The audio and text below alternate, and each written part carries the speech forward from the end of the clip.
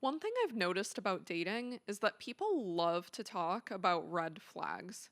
Everyone has a list, everyone has a horror story, everyone has a theory about why modern dating is broken. And I constantly hear things like, he's a narcissist, she's toxic, he's emotionally unavailable. And although there are certainly toxic or narcissistic people out there, I refuse to believe that everyone falls into these categories. Sometimes people are selfish. Sometimes they are immature. Sometimes they're incompatible. Sometimes they just don't like each other very much. Not every disappointing dating experience needs a clinical diagnosis attached to it. And when I think about the things that actually helped me navigate dating, they usually weren't dramatic at all. They were small realizations that took me years to learn. Things that seem obvious now, but weren't obvious when I was living through them. And the funny thing is that most of them have less to do with finding the right person and more to do with understanding yourself. So today, I want to share some dating advice I wish someone had given me earlier.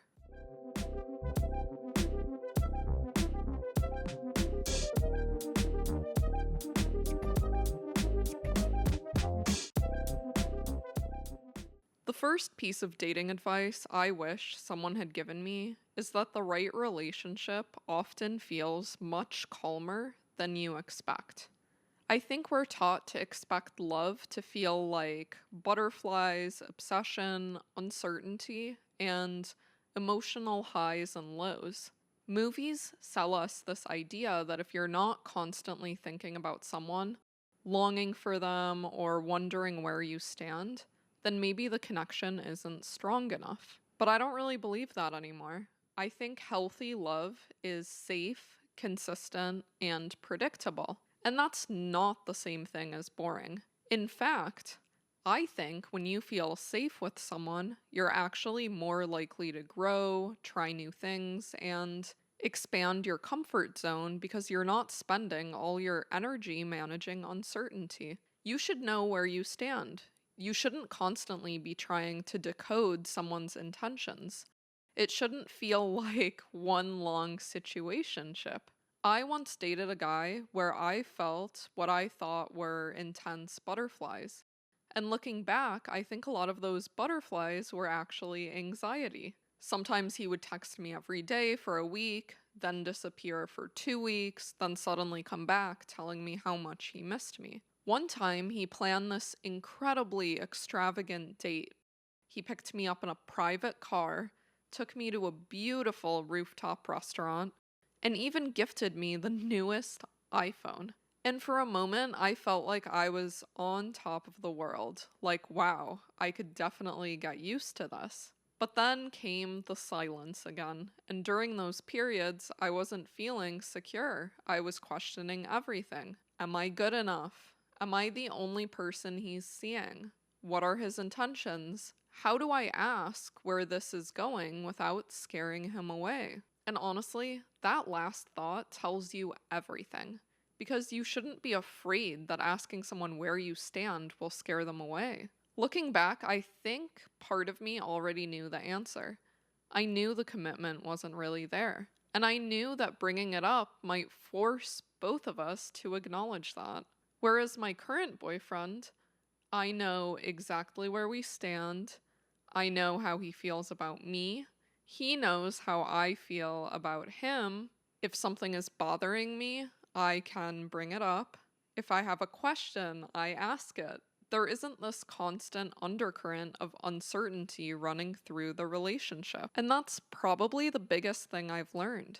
Sometimes what we call chemistry is actually anxiety. And sometimes what we are taught to call boring is actually emotional safety. The right relationship doesn't leave you wondering whether someone likes you. It lets you spend your energy figuring out how to build a life together instead. Building on the first lesson, my second piece of dating advice is that if someone genuinely likes you, you'll rarely be confused about it. And what I mean by that is not that they'll necessarily profess their love after 3 dates or send you a dozen texts a day. I mean that their actions will make their interest clear. They'll make time for you, they will follow through on plans, they'll communicate, and if they're busy, they will make a counteroffer. There's a huge difference between, hey, let's hang out another time, and I'm already booked on Friday, but I would love to take you out to dinner Saturday at 7. The first response is vague.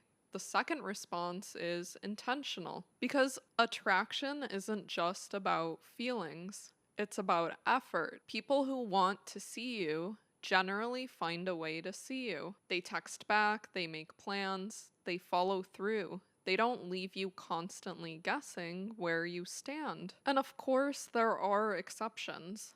I know that people might get busy, people have demanding jobs, people have family obligations, and life happens. But even busy people make an effort towards things that matter to them. And I think that's something I wish I understood sooner. Because when I was younger, I spent a lot of time analyzing words, trying to decode text messages, trying to figure out hidden meanings, trying to determine whether someone secretly liked me. Now I pay much more attention to behavior. Do they initiate? Do they make time? Do they follow through? Do they seem excited to see me? Because those things tell you a lot more than a perfectly crafted text message ever will. And if someone repeatedly disappears, ignores you for days, never makes concrete plans, and then resurfaces with a "you up?" text at 1 a.m., respectfully, I think we have our answer. And the answer is not that they're secretly in love with you. Okay,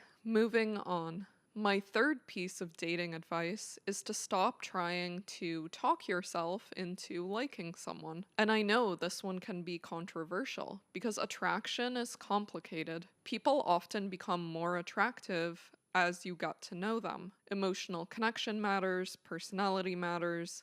Chemistry can grow over time. I believe all of that. But I also think there are situations where someone checks every box on paper and the vibe just isn't there. And when that happens, I don't think you should try to convince yourself otherwise, because I've definitely done this before.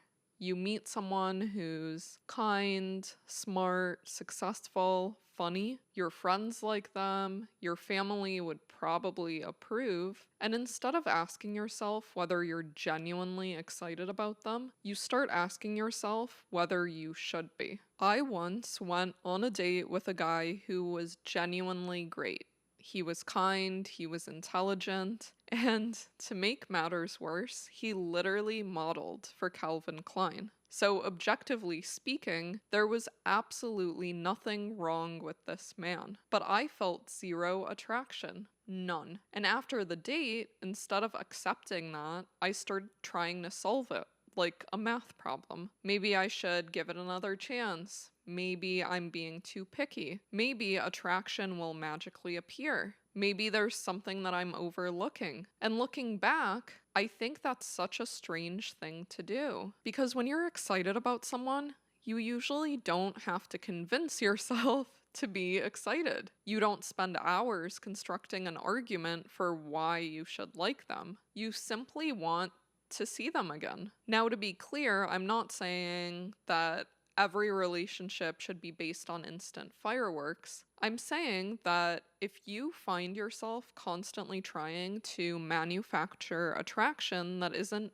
naturally developing, that is worth paying attention to, because you deserve to be with someone you're genuinely excited about, and they deserve to be with someone who's genuinely excited about them too. I think a lot of us carry around this invisible checklist that's made up of family expectations, social expectations, movie scenes, and other people's opinions. And sometimes someone checks every box on that list. But relationships are about more than what's written on paper. At the end of the day, attraction isn't something you can negotiate with yourself. You can be open-minded, you can give things a chance, and you should, but you cannot logic your way into chemistry. My fourth piece of advice is that if your type keeps producing the same outcome over and over again, it might be time to question whether your type is actually working for you. Because honestly, your type is probably not your type. I've always found it interesting how many people have a very specific type when it comes to dating. Sometimes it's physical, a certain hair color, a certain build, maybe a certain look, and sometimes it's a personality archetype. The funny guy, the mysterious girl, the life of the party, the quiet intellectual. For me, it was always the same kind of guy. Athletic build, deep raspy voice, big personality. The kind of person who could walk into a room and immediately command everyone's attention. And for a long time, I thought that was simply my type. What I didn't realize was that I wasn't just attracted to the same characteristics, I was attracted to the same personality patterns too. And somehow those relationships always followed the exact same script.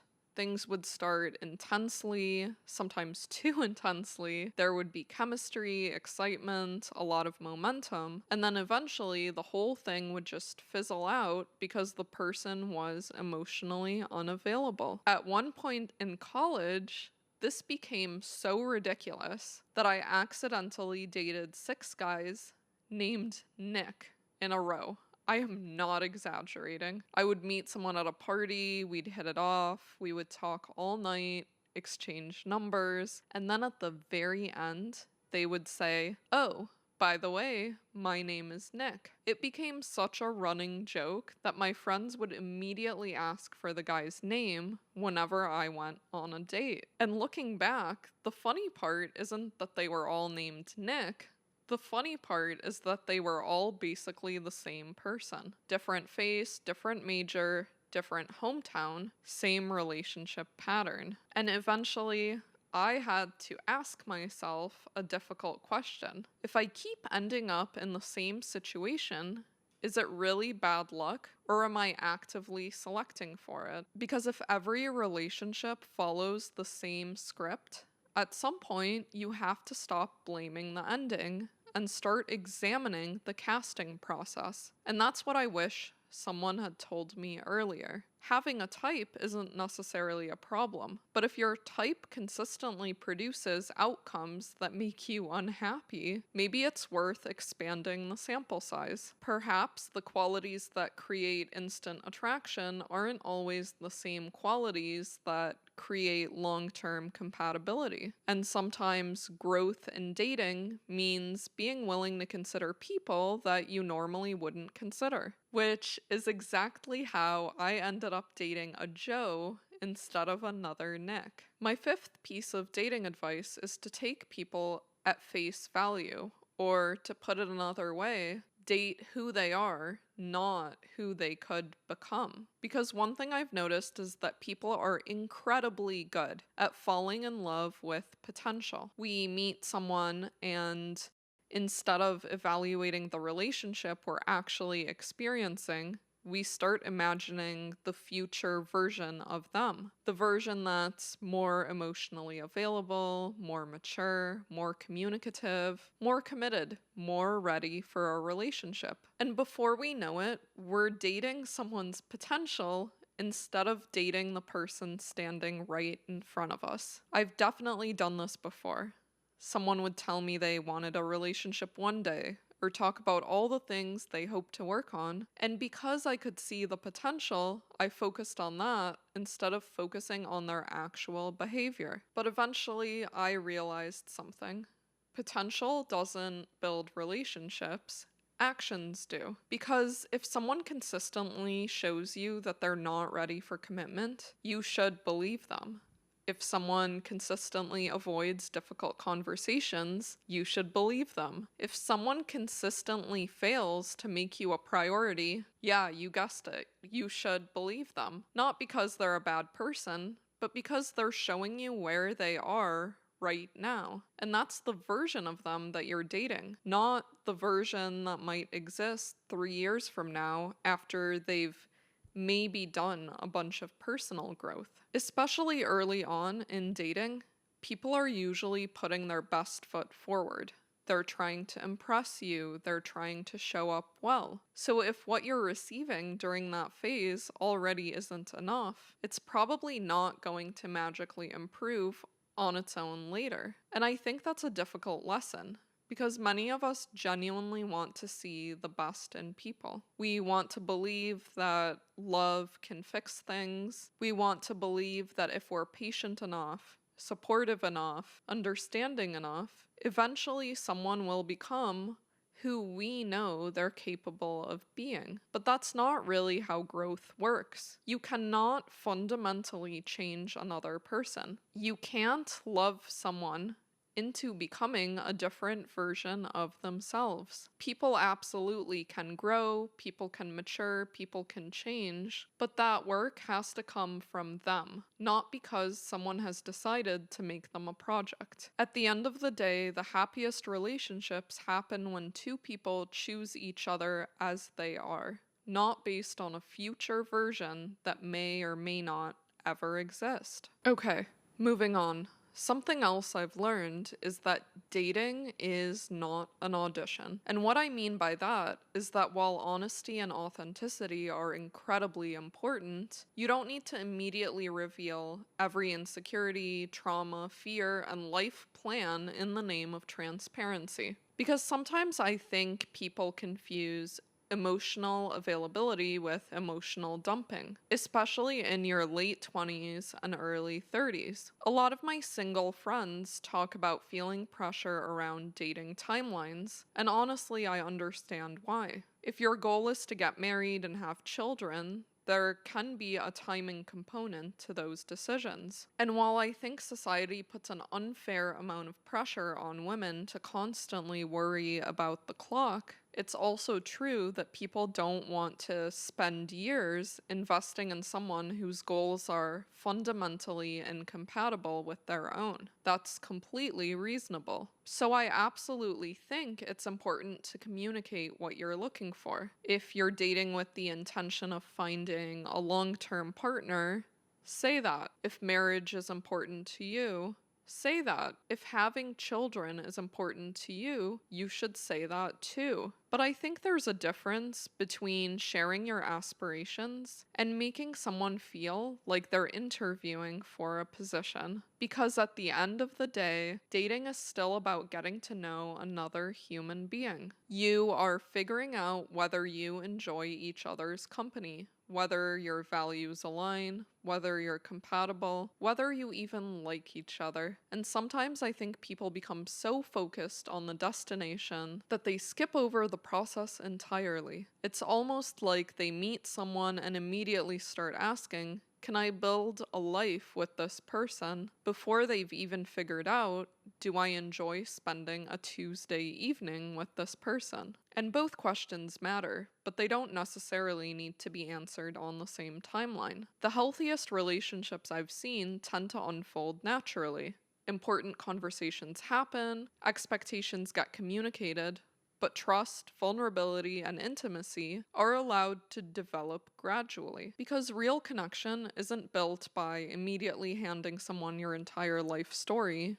It's built by giving people access to deeper parts of you as they earn your trust over time. So yes, be honest, be clear about what you want, but remember that dating is not an audition. It's a process of discovery. And ideally, both people should feel like they're getting to know each other, not interviewing each other for a role. Okay, moving on. My 7th piece of advice is simple. Effort is attractive. And one of the biggest turnoffs for me has always been when someone puts almost no effort into dating especially in the early stages. Because when you're getting to know someone, I think most people want to feel like they're being chosen. Like the other person is genuinely excited to spend time with them. Like they're setting aside time in their schedule and putting a little thought into the experience. And that's why I've never understood the people who finally get the number of someone they've been pursuing and then they immediately text something like, wanna hang out? Or even worse, what you doing? Spelled WYD question mark. And then when you ask what they want to do, they respond with, I don't know, or you pick. To me, that's not attractive. Not because the plan needs to be expensive, not because the date needs to be elaborate, but because intentionality is attractive. Effort is attractive. Having a plan is attractive. And honestly, it does not take much. A simple, hey, I'd love to see you this weekend. Are you free Saturday? I was thinking we could grab dinner at 7 and then go for a walk by the river. That takes maybe 3 minutes to plan, but it communicates something much bigger. It communicates interest. It communicates initiative. It communicates that you were thinking about the other person before sending the text. And if you're unsure what restaurant to choose, there are easy ways to handle that too. Pick somewhere close to where your date lives and read a few reviews on Google. Or you could give your date a thoughtful choice. Something like, would you rather do sushi at this place or tacos at that place? Now you've already done the research and planning while still giving them input.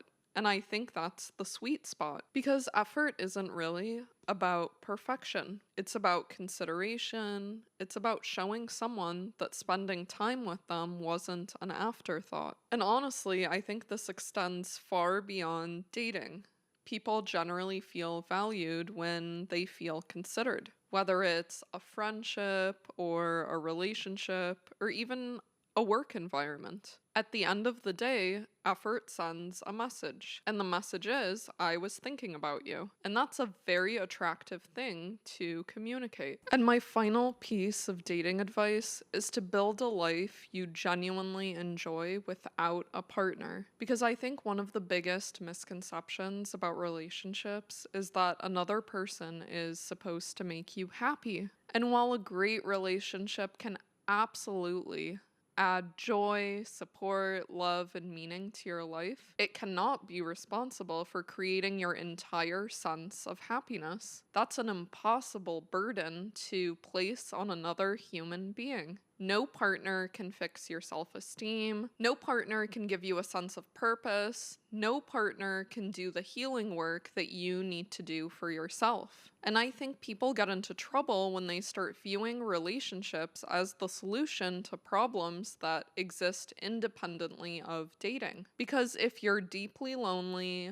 unhappy, insecure, or unfulfilled, those feelings don't magically disappear when someone starts liking you. Often they just show up in new ways. And this is something I learned firsthand. There was a period of my life where I intentionally stopped dating for a couple of years. Not because I was bitter, not because I had given up, but because I realized I needed to spend some time focusing on myself. I wanted to build my career. I wanted to work through some things that I had spent years brushing under the rug. I wanted to become more comfortable with myself and with being alone. And over time, something interesting happened. I stopped viewing a relationship as something that would complete my life. Instead, I started building a life that already felt pretty full. I enjoyed my friends, I enjoyed my hobbies, I enjoyed my work.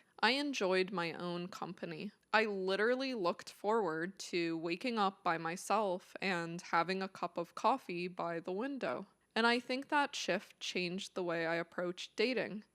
Because when you're genuinely happy on your own, you stop dating from a place of scarcity. You're no longer thinking, I hope this person chooses me. Instead, you're thinking, do we actually make each other's lives better? And that is a very different mindset because the goal isn't to find someone who rescues you. The goal is to find someone who complements a life you're already excited to be living. And looking back, I think that's part of what allowed me to meet the person I'm with now. Not because I became perfect, not because I had everything figured out, but because I finally stopped looking for someone else to complete my life and started looking for someone to share it with.